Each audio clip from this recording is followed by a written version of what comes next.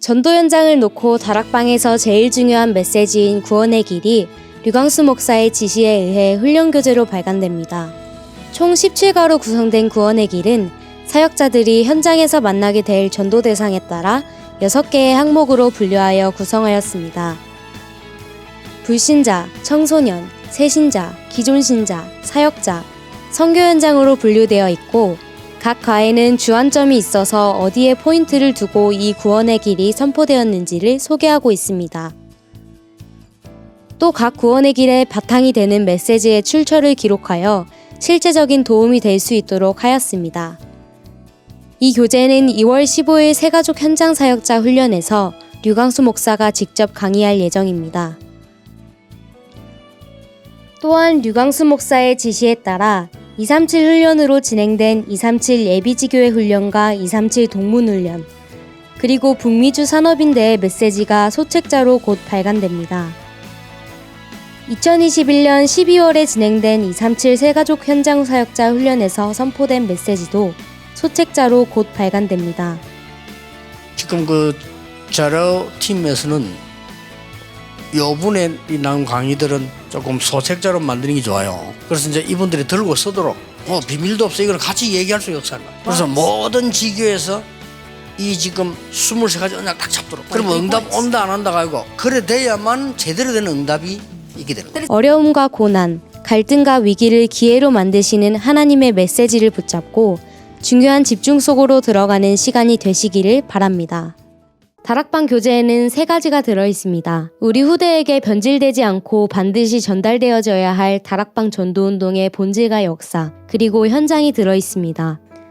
따라서 교재를 개편할 때 문법 중심이 아니라 전도 현장에서 쓰여진 전도자의 언어 패턴을 살리는 것에 주안점을 두었습니다. 예를 들면 현장 복음 메시지 63가 내용 중 직전 교재에는 보혜사 성령이 당신과 함께 계신다는 것을 모르기 때문에 신앙생활이 아닌 종교생활을 하게 되어 피곤하고 전도는 어려운 업무로 변한다 라고 수록되어 있습니다. 그러나 전도자의 친필본에는 신앙생활이 되어지지 않고 종교생활이 되어지며 피곤해지고 전도는 굉장히 어려운 업무로 변한다 라고 쓰여져 있습니다. 류 목사의 대표적인 언어 패턴은 다음과 같습니다.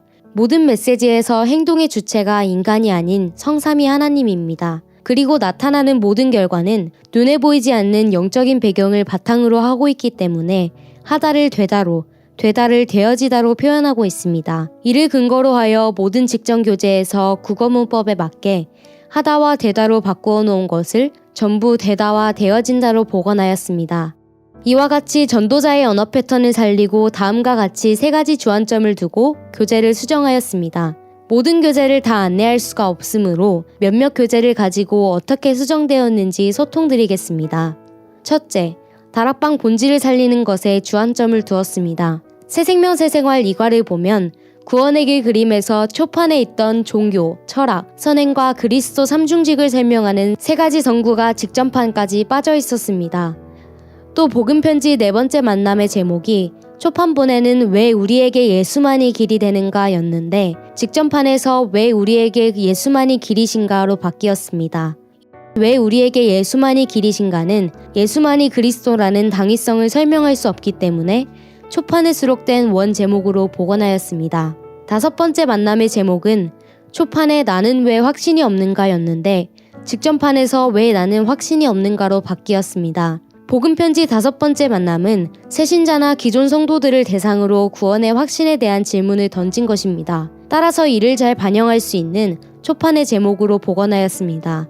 둘째, 다락방 역사를 살리는 방향으로 교재를 수정하였습니다. 전도훈련 1단계 초판에 실린 12과 당신은 복음을 어떻게 전하는가는 제목만 있고 교환의 내용이 없습니다. 그 이유는 첫째, 훈련 대상자와 사역자가 복음을 어떻게 전하는지 워크숍 형식으로 진행하도록 하기 위함입니다. 둘째, 우리가 복음을 충분히 소화하지 못하고 누리지 못하는데 전하려고만 하는 것에 대한 치유를 하기 위해서입니다. 마지막으로 전도는 우리가 알고 있는 방법으로 하는 것도 맞지만 그보다 더 큰 되어지는 전도를 향한 하나님의 이유가 있습니다. 그걸 확인하라는 의도가 들어있기 때문입니다. 하지만 초판 발행 이후 여러 번의 개정이 진행되면서 이 과가 자연스럽게 누락된 것으로 추측됩니다. 이에 초판본을 살려 12과를 복원하여 수록하였습니다.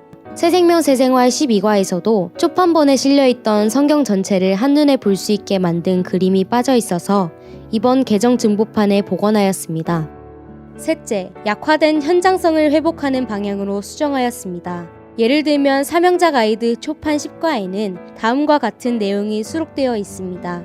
당신은 전도 때문에 고민해 본 적이 얼마나 많은가? 전도가 어려운 것이라는 생각을 해본 적이 얼마나 많은가? 전도의 축복을 모르고 지금까지 얼마나 많은 세월을 보냈는가? 행정과 방법으로 얼마나 많은 날을 애태웠는가? 주님은 세계를 내다보시면서 5가지 방법을 주셨다. 그것이 마태복음 28장 16절에서 20절이다. 그런데 직전판에서는 전도 때문에 고민해 본 적 있는가?